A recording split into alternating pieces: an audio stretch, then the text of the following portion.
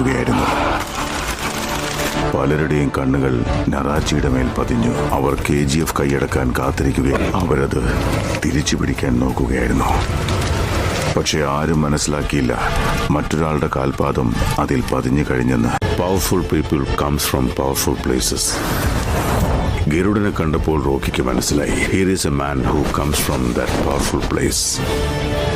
നല്ലൊരു അവസരം കിട്ടിയെങ്കിലും അവനെ തീർത്തില്ല, വിട്ടുകളഞ്ഞു.